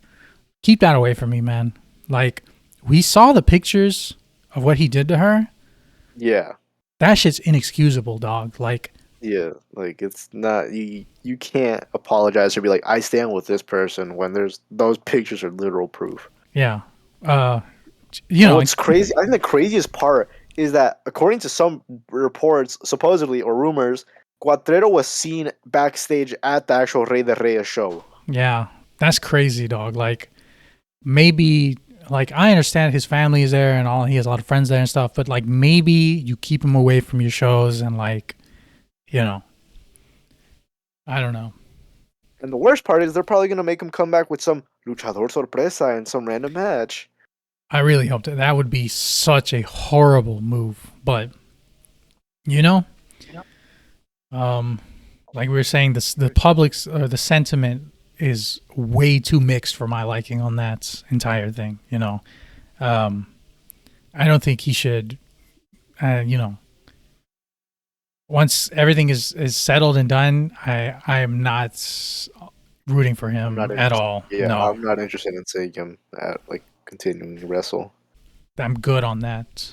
I prefer my wrestling free of Criminals, abusers and stuff Yeah. like that. Yeah. So, ooh, yeah, Just but horrible stuff on that situation. terrible, terrible. And the thing is, like, we understand that you know, there are a lot of problematic people. I mean, we even mentioned some problematic people earlier with, like, you know, Love Alberto el Machine. Patron. Oh, Alberto, Love Machine, Pegasus Kid. I guess his kid. But like, they're gone. Like, you know, like Yeah, Pegasus. most of them are gone. Yeah. Alberto is not gone yet. Not One yet. day. This is like today. Like, these are like, this is something that like happened like 2 years ago. This didn't happen in, you know, way back when. This is like very recent. Yeah, and like you mentioned, both Love Machine and Pegasus Kid are dead. Yeah, they're both dead. Still kind of crazy. Still kind of So- crazy to admit that Pegasus Kid is your favorite wrestler, though. I'm just Yeah, saying. that is insane. I didn't say that would be beautiful, but the clip, I get that clip all the time on Instagram Reels. I want you to know that. All of the And time. I remember whenever I brought it up to you guys, and you were like, "Wait, where's the clip?" Ever since you And said that, then yeah, Yep. I get it all the time. And I'm like, I've already seen this clip. Why does it keep showing me this? But it's what it is, I guess. Yeah, that is You want to horrible. go? Oh, we need to talk about. I want to talk about early about the 90. What is it? 92 aniversario, or is it? Yeah, 92 aniversario, right? Yeah. Okay. I don't want to get too into it because we're still months away. I get that we're months away, but what do you think? At least for me right now, I'm kind of torn on what's gonna happen because I feel like Volador Jr. might play a big part in it, or I might feel like the entirety of Los Depredadores are gonna have a huge part to do with the Apuestas match this year. What do you think? So I've been talking a lot in the Discord about what I think is going to happen. I've said that this year would probably be the one time where I wouldn't mind the cage match too much if they continue the strong build. Because right now it's okay, it's not the best, but I think they can escalate it to a way farther degree, or at least make it feel more intense. Where because if you think about it right now, Volador Jr. is feuding with both Templario and Místico, right? Yep. Then Magia Blanca is feuding with Rugido. You can find someone to feud with Magnus or something like that. Or you can just add more feuds, you know? Or even if you want to do a cage match, you can add Esfinge and Valiente onto that cage match as well. Yeah. There's a few. I mean, yeah, there's a few feuds that you can just plug in and they'll Exactly. work.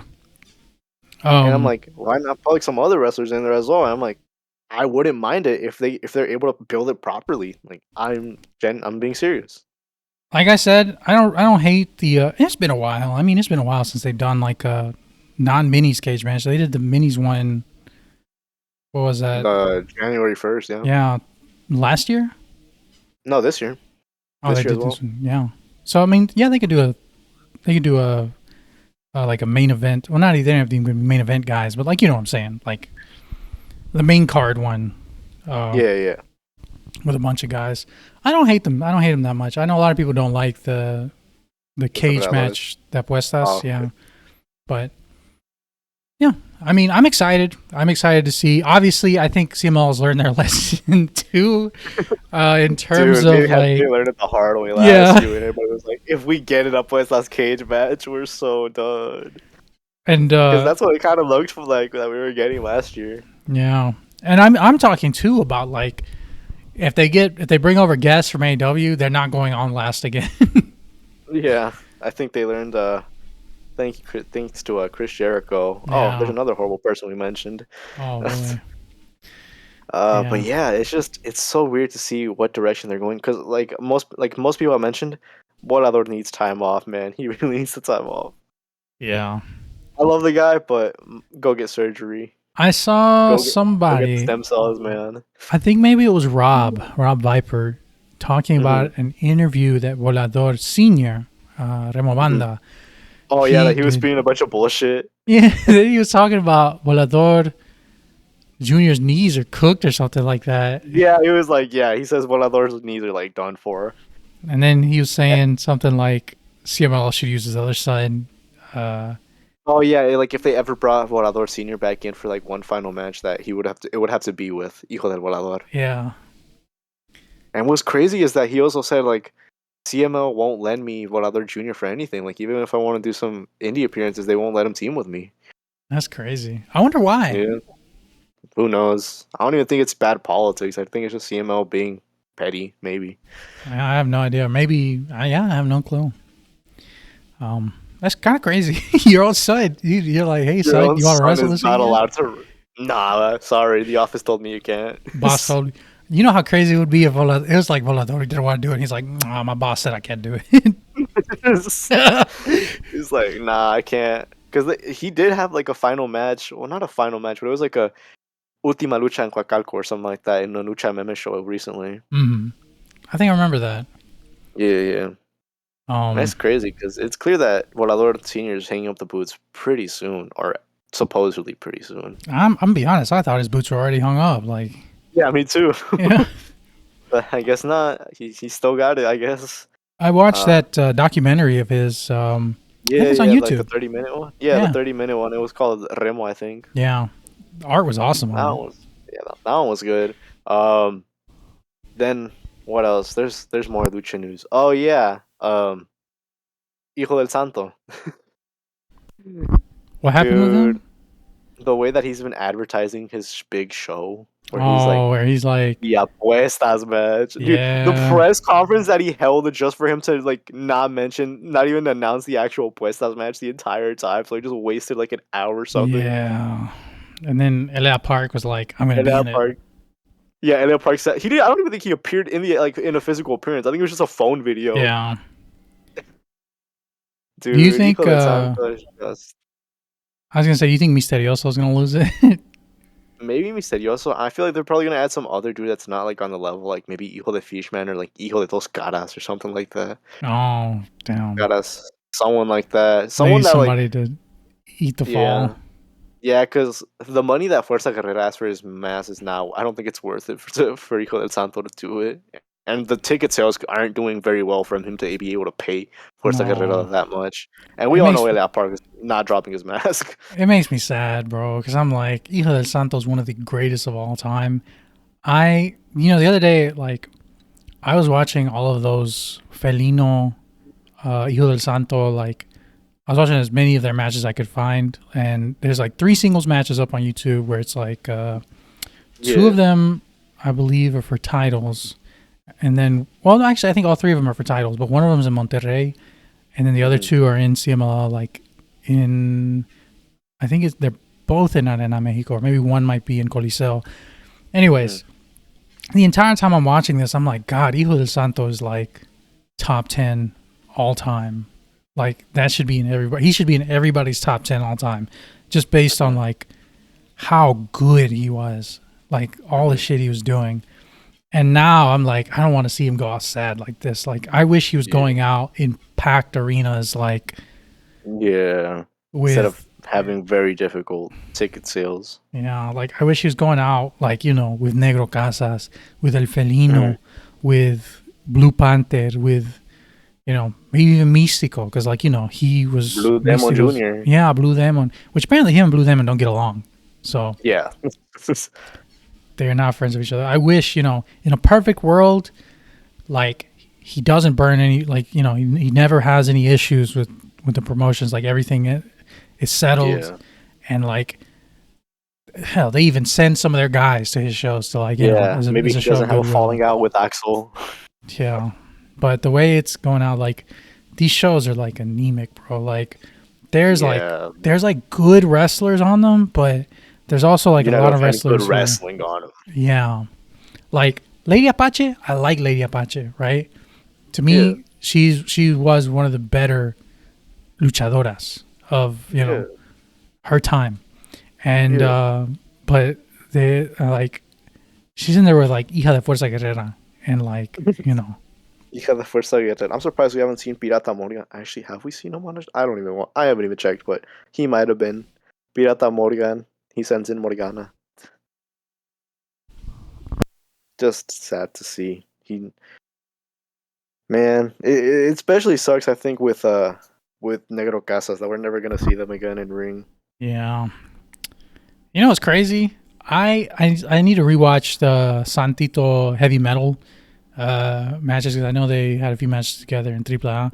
But after I see that, I think the conclusion I'm going to come to is the Casas are... Yeah, the Casas are, like, some of his best opponents, because those Felino matches... Yeah, Felino, Negro Casas, Heavy top Metal. shelf. Top shelf, bro. Like... Ooh, yeah. He was scared of Rocky Casas, unfortunately. Yeah, that's why he's retiring.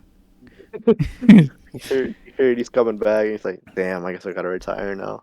And this is just like the end of Santo. Like, that's like the end of Santo in Lucha Libre, really. Like, because Santo Jr. No, he said he's gonna continue. Did he? I think so. I don't know how much I can trust. I mean, even if Hijo del Santo retires, we kind of still have Axel, I guess. Yeah. I'm sure Axel can have a son, and we can wait a few years where Santo Cuarto comes out. I don't know. El hijo del heredero de plata, or el hijo del heredero de plata. Oh, man. Because, Santo Jr. is going to be like, I don't care if you're related to me. I'm still not letting you use the name. Yeah. Oh, man. Since we're nearing the end, I do want to plug the name is IWRG show. No, I was going to plug the podcast with Avi, Brady, and Dom, File Under Fire. I'm going to be doing an episode with them, actually, on Sunday. We're going to be recording an episode and I think the theme is Lucha, like Lucha matches. So, shout out to File Under Fire. Don't cut this out. You should bring in a match where Conan runs in. Oh man, the Conan run-in match. Run-in match. I was gonna say I'm caught up, but I'm behind by 1 week, so I'm not caught up, but I'm almost caught up. But it's a good podcast to listen to as well. Good friends of the pod as well. And you know what? Since who did the last aficionado of the week? Was it you or was it Soups? It was Soups, because I don't think I was here in the last episode. I don't think I was. Was that? I can't remember. But yeah. I also want to shout out Luchando por tus sueños. Shout out to another man. That's like, he's trying to bring the light back to AAA. The second best Lucha Libre podcast. The first is the Club Lucha podcast. The second is Luchando por tus sueños. I thought you were gonna say Potro de Acero en Octagon's podcast. Oh man. Look. Potro de Acero, his takes lately were crazy, bro. Dude, I don't know how much Conan's paying him, but he's definitely on that AAA payroll.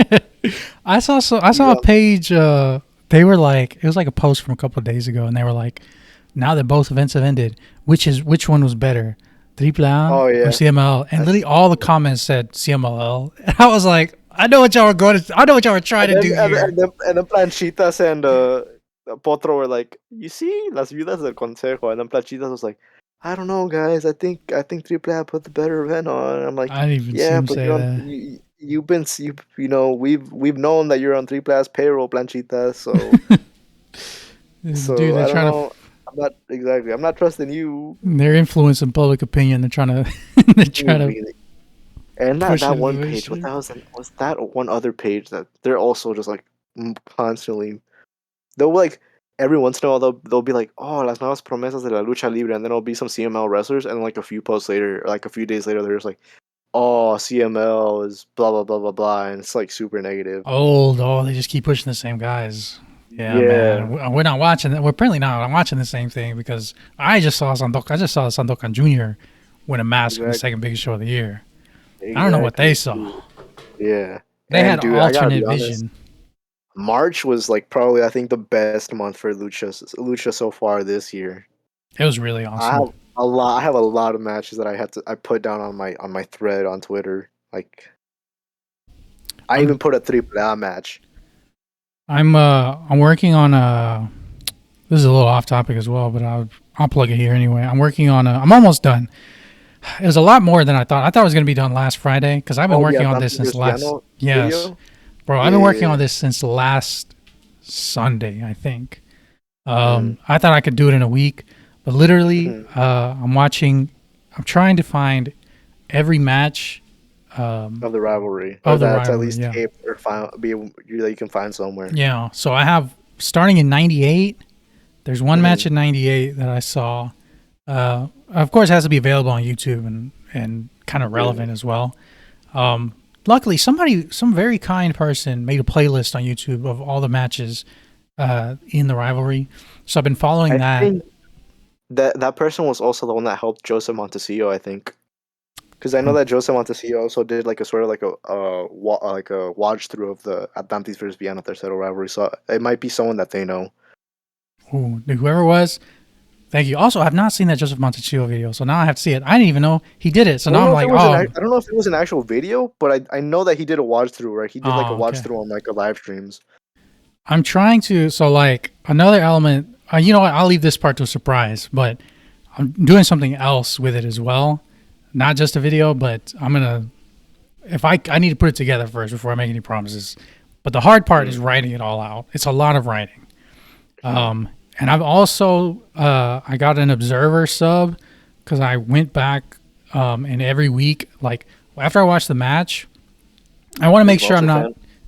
Hey, I'm trying to make sure I'm not missing any context or like anything that happened outside the ring too, because I mean that stuff can be lost as well. Maybe I should get a box of Lucha. Maybe actually that would probably be better. That Yeah, would probably be a better idea because they've been posting like Rob has been like going has been Rob as of late has been posting a lot of like old yeah, things that you can see in the Boxy Lucha Libre. Like he just has like he's been posting a lot of stuff. yeah. So maybe I should get a sub for that as well. But I don't know if they have the archive. I know they have like a lot of their past, but I don't know if they have for that time period. I'm gonna have to ask somebody. Mm. But I'm hoping I'm not gonna work on it tonight because after this I'm editing the podcast and I'm just gonna relax after that. But tomorrow I am through most of '99. I'm about to start in 2000, so it's like the first 2 months of 2000. And from what Mm. I can tell, it's just a lot of trios. So I won't have to write too much for that. Just kind of have to, if anything significant happens on these trios, and then the actual match. And I don't think I'm going Yeah, to do anything after. I know they did some stuff after, but I think I'm going to cut it off there because that's you know fair. maybe I'll do reactions and like I know Rafael Maya has a video because he was the ref. I'm gonna Yeah. have to watch that again. I remember watching it, but I'm gonna have to watch that again and see if there's any other little details. I'm trying to get as comprehensive as a view as I can. Mhm. This shit's gonna be like 30 minutes. Damn. So It's long. this is gonna be my video, my one video of the year. One video of the year. Oh my Sorry, guys. god! Don't ask me for another one. I wanted to do what I wanted to do was put this one out. I wanted to get this one last Friday, For and then on Homenaje a los Saturday, Villanos. yes, and then on Saturday I wanted to do a Pedro Aguayo Jr. video. Mm, But like Thursday, I realized I'm not gonna be near done. So yeah. the Perrito video will come later. I still want to do one, but which rest in peace. Been 10 years Yep. last week. I don't know Rest if in anyone peace. noticed this. I didn't see anybody post about it. You probably noticed it when you were watching. But Mystico had on the Yeah, side of yeah, his mask. Yeah, yeah, the, he had the Perros del Mal. yeah. So shout out for that. Yeah. Anyways, I think we're going a little long. We're 144 here, so you want to cut it here? Yeah, let's cut it here, and I'll just spew out 3 matches I want to give a quick shout out to. Go ahead. All right. First off, I want to spew out a match that I didn't think I was going to enjoy as much, but I want to throw it out. Abismo Negro Jr. versus El Fiscal from Lucha Libre Piedras Negras from the 18th of March of this year. We obviously talked about Sandokan Jr. and Star Jr., but shout out to that match. I also want to throw out a shout out. I know people are gonna find this surprising, but Hijo del Fishman versus Demus. I enjoyed the match of Hijo del Fishman. What is that on? That's all I'm gonna say. IWTV. I'm gonna have to find it. Yeah, I'm gonna have to watch it. Yeah, IWTV, and then my GOAT Cerebro Negro versus Caballero de Plata from IWRG Sunday Night Wrestling, the 9th of March from 2025. Probably my 4th favorite match this year so far. Hell yeah. Cerebro Negro still has it. One of the best old man wrestlers right now. He just says, "Ándale, demuéstrame que todavía sabes de la lucha libre clásica," and then he just proceeds to beat the shit out of his opponents. Just real great wrestler. Yeah. Real. And that's that on that, folks. That's that on that. Great Lucha Libre, great month, great events. We're very content, and we hope that everyone has enjoyed this episode of the Global Lucha Aficionado of the Week. Aficionado of the Week. Do you want to do it? Yeah, I'll do it. Aficionado of the Week is going to be... Let me look at the server list. You know what? No, not the server list. I'm going to pick someone from Twitter, because why not? I'm going to give a shout out to... Hold on, I know this person specifically. I hate Anarchy Boy on Twitter. They're always, whenever I post a Lucha Memes card, I think they speak Portuguese, but they're a great person. Whenever I talk with Lucha about them, it's always really, really awesome to talk with them about Lucha Libre. So shout out to I hate Anarchy Boy /Vinicius on Twitter. Hell yeah. Of the week. Hell yeah. And that's that on that, folks. So again, we appreciate you all for listening. Until next time, we'll see you later. Nos vemos.